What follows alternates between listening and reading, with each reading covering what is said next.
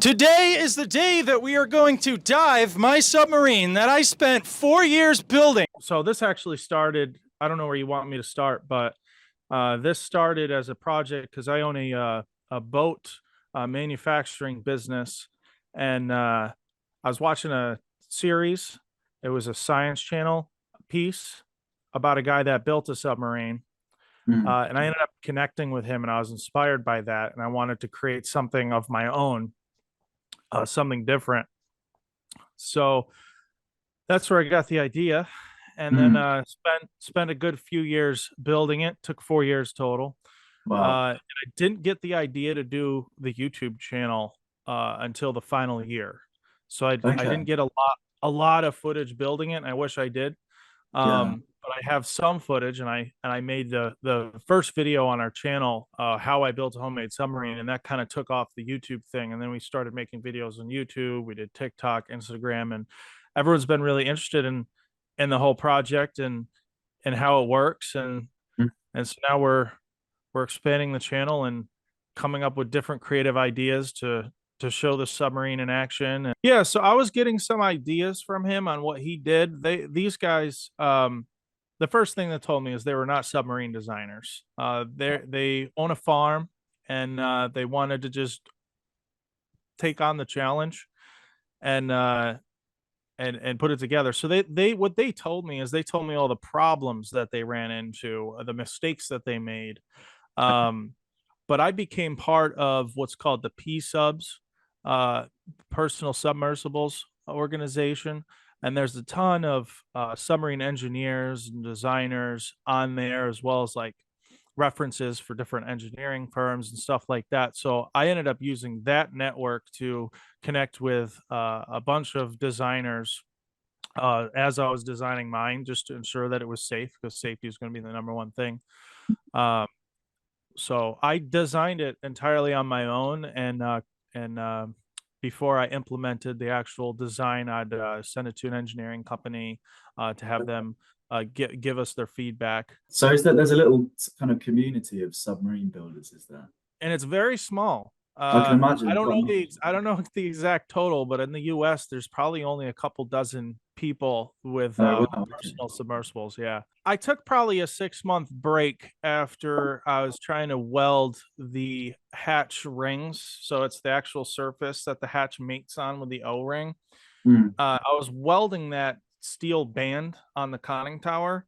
And when I was doing that, the heat flexed the steel just enough to where the O-ring wouldn't seal anymore. Oh, So I had to redo that entirely, and that was like a $2,000 mistake. oh I had to no. have new rings cut and then welded back on all over again. So I was pretty upset about that because I wasn't sure if I was going to have to cut off the old steel, if I could just put the new rings on it and weld over it, which is ultimately what we were able to do. But yeah, that was pretty upsetting. So it's all steel, all solid Okay. steel, and all the pipes inside the sub for the ballast tanks, they're also steel.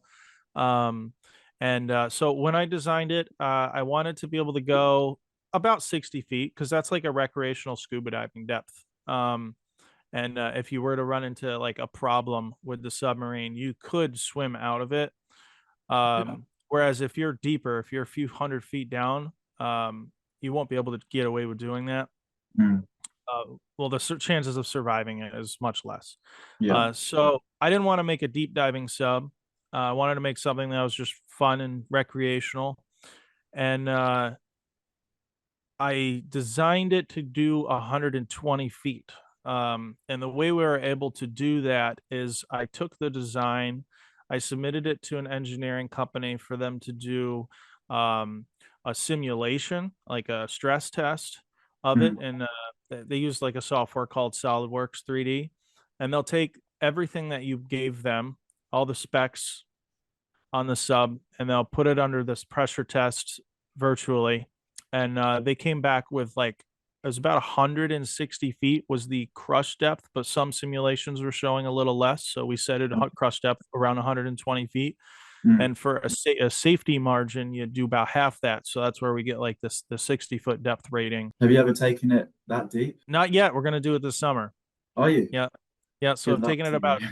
taken it about 20 feet. Okay, that's quite a lot more, isn't it? Down to 60. Yeah, but what we do is we'll do an unmanned dive first.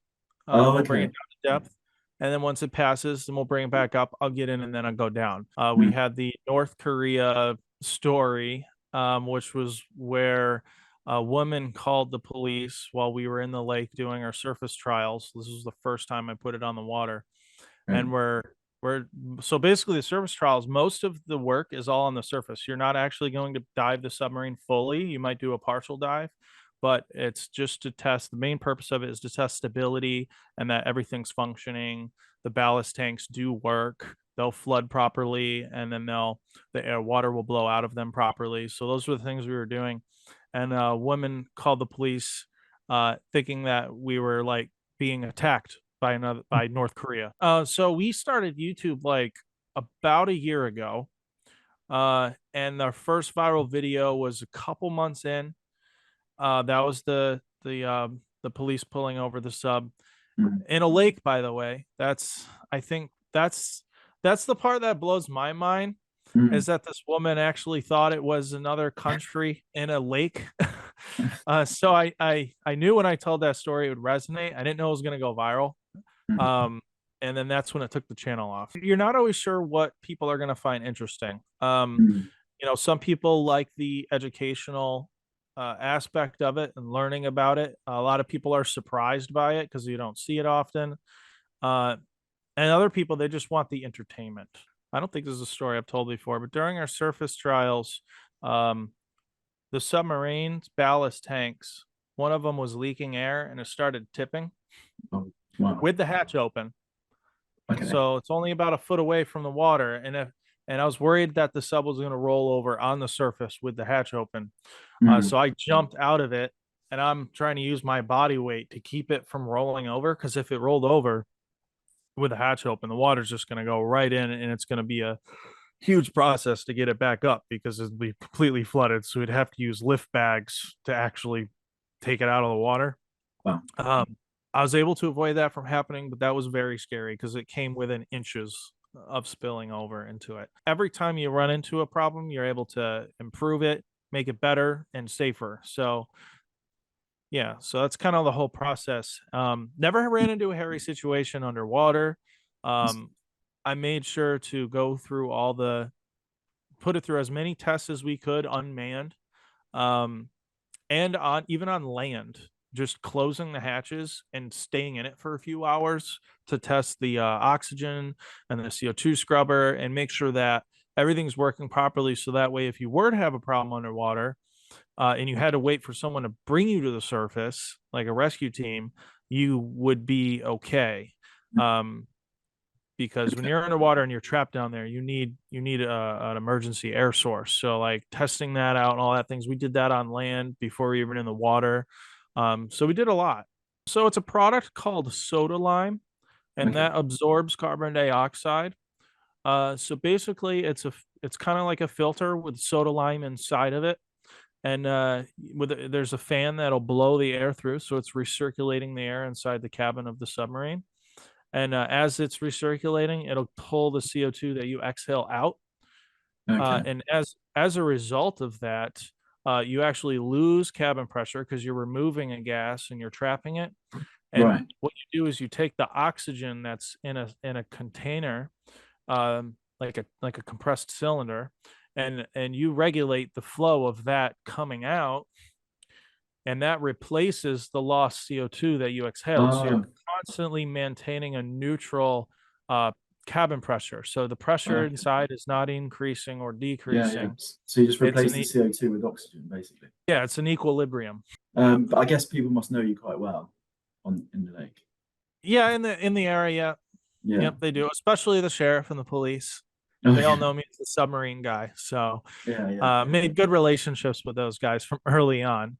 And yeah, pretty much all the police officers that work on that lake, they've all come down and seen the submarine. They think it's really cool. So I'm Oh, happy to nice. have that relationship with them because occasionally people will still call and ask, "Hey, what is this thing?" And they know about it. So That makes it a lot easier. It's very murky. Yeah, very Okay. green, very murky. Some days are better than others. Some days you can see like a good 15, 20 feet in front of you.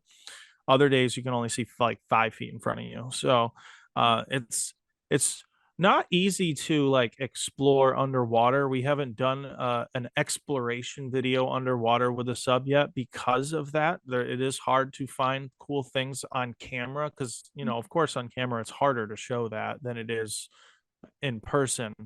You need the right lighting, and if you're going too deep, it gets too dark. Working with cameras underwater for filming on YouTube is a challenge because of the lighting and what the camera can actually see versus the naked eye. So the submarine was not designed to be a research sub, so it's not for going down and finding things. It's more of a toy. It's very big. It's 26 feet long, so it doesn't turn easy underwater. Um, it's more for going from like point A to point B. We're going to find something. My goal is to find something like a cleaner body of water, like the Finger Lakes, where a Mm. lot of the guys in that, like I said earlier, that P sub community they go to. That's got some really clear water, and I feel like that'd be a fun place to take it to. So we might do something like that. So a lot of people have said in the comments that they want to see like model rockets launched out of it or like a water cannon, stuff like that. So we're thinking of doing Yeah. some fun, and again, entertaining things that Mm. we can put on the submarine that YouTube or like, everyone's going to love watching. That's what we're working on right now. I kind of have like an engineering brain. Um, and I didn't even go to school for that. So, again, it's all self-taught. A lot of research. 4 years is a long time. I mean, I probably spent all over 4,000 hours building it, but I also spent a lot of time researching, talking with engineering companies, and you learn a lot through that whole process too. So, it wasn't like something I was just threw together with no planning. So, Mm. a lot of research.